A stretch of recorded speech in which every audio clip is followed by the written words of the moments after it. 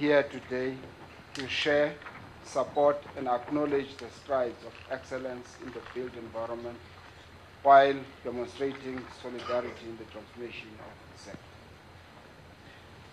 Transformation is at the helm of many development partnerships, and South Africa's built environment calls for expanded governance in the sector to promote an enabling environment for the empowerment of historically privileged groups. Over recent years, our government has consistently invested in billions and billions of rands in the GDP, estimated at about 7% on infrastructure development. And there are promises of injections of trillions of rands into future infrastructure initiatives. This is done in order to realize the objectives set in South Africa's National Infrastructure Plan, together with a new growth plan aimed at addressing job creation, as well as the National Development Plan to address economic challenges and provide solutions and infrastructure investment. Transformation and small and medium enterprises development plays a critical role in building, advancing, and innovating in the industry. The development in South Africa cannot happen without them. Growth cannot happen without them. Socio-economic paradigm shifts cannot happen without them. And certainly, poverty cannot be reduced without them. It does make it necessary to emphasize the strategic imperatives and moral motivation for the need of structured and deliberate transformation on all components of the human settlement value chain. Being here today and standing here in solidarity and support of the transformation of this industry with organizations such as the Black Business Council in the Built Environment, BBCBE, demonstrate that the journey continues in the land.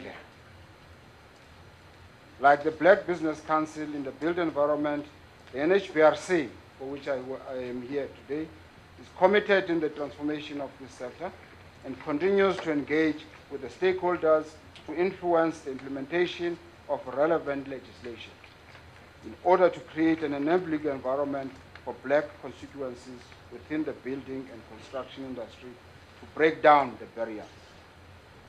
We have established as a committee of council in the NHBRC 2 committees that are relevant for today, amongst others, as transformation in NHBRC transcends all the committees that we have. But in particular, we have an industry advisory committee and a social transformation committee as critical commitment and engagement in ensuring that the matters relating to the industry in general and transformation in particular are addressed continuously. With that being said, I would like to commend the BBCBE on the sterling work that this organization has been doing and continues to do within the built environment. Your dedication is worthy of commendation, and through this hard work you have strengthened and forged relationships with industry stakeholders, which we, the NHBRC, is extremely proud to be part of. The stakeholder relationship between the NHBRC and the BBCBE is one worth highlighting as partners and key drivers in transformation within the South African context. The NHBRC supports government in its initiatives for radical social and economic transformation. Our social transformation and empowerment program, which we call STEP in the NHBRC, aims to address the past imbalances in the home building industry within a specific focus on women, youth, people with disabilities, and military veterans. The NHBRC Council, which is the board in its equivalence, has set up a social transformation and empowerment committee, as I've indicated, in addition to developing a social transformation and empowerment strategy to ensure achievement of set targets.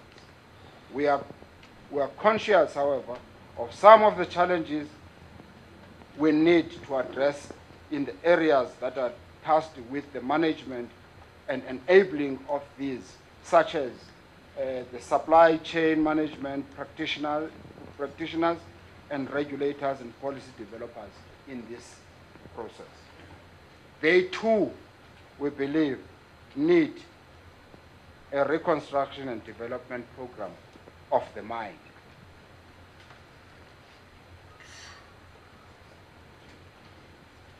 Our dedication to social transformation saw the NHBRC, in partnership with the Department of Human Settlements, launch the Transformation Charter, which was supported and co-signed by the Deputy Minister of Human Settlements, the Honorable Zoe Porter Fredericks, as well as South African Women in Construction, SAWIT.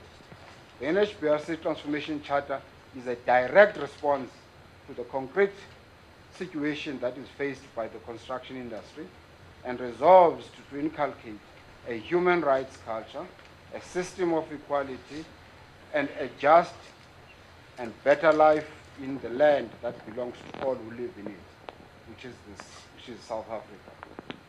The overall objective of NHBRC Transformation Charter are to outline the NHBRC's commitment to the transformation agenda. We believe that our charter assists us to unlock obstacles to and the effective participation by the identified beneficiaries, which further sets measurable goals for us to achieve on the road to a radically transformed home building industry.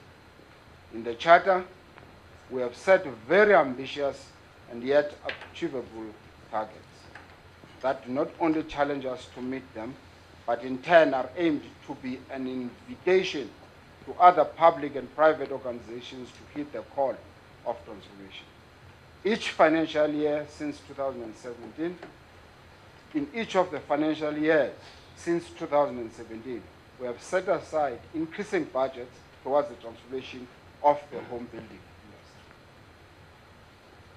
One of the biggest challenges in achieving an effective transformation program in the industry is the lack of adequate skills, and we will be investing in the upskilling of our most vulnerable groups. Our social transformation training program of these vulnerable groups also attracts some companies to the mainstream economy through human settlement sector funded projects and increase the level of investment in technical training, resulting in empowerment in empowered and involved home builders. The key focus areas of these programs are as follows: facilitation of the skills transfer and education, promotion of access to job creation and economic opportunities, assisting the youth in preferential procurement projects, the targets largely being 10% of mega projects as outlined in the Department of Human Settlement program, 10% of all human settlement programs, projects, contracts, and 20% allocated to the projects that are dealing with servicing of sites. And lastly, the creation of viable partnerships to support a vibrant youth brigade program with smart targets. The social transformation training program includes the training of these vulnerable groups as well as artisan development. We have increased our training initiatives by 23% for the year ended 2017-18 financial year by training 9,343 individuals, and to this end our successes include the following: 1,880 delegates that completed the women contractor training, 365 learners with disabilities, 2,946 youth underwent training where learners underwent specialist training in the following areas: roofing skills course, bricklaying skills course, plastering skills course, plumbing skills course, painting skills course, health and safety, carpentry skills course, and technical skills course. In addition, 766 learners were enrolled in artisan development program within the same financial year. Youth undergoing artisan development training program are given opportunities for employment in various construction projects. We still need to engage the various departments across the country, especially in human settlements, and where it would have been necessary, I would have invited and made a challenge to the Department of Public Works. And with you, President Minister, we can't leave the water and sanitation program. This is done through following opportunities for youth employment into construction projects, the establishment of youth entities and subcontractors in construction projects, and further education and training in institutions of learning. We have also dealt with 442 military veterans who were trained in plumbing skills courses, health and safety skills course, and technical skills course. Given the significance of this month, it will be an injustice not to brag about our gender empowerment. And the numbers speak for themselves. It is pleasing to note that with all initiatives, the most increase was experienced in training of women, which experienced a 65% growth in our program. A total of 4,047, 43%. I'm sure some of us are saying, what is talking about? Males were trained across all categories, which means 5,096 or 57% were females who were trained across all categories of our courses.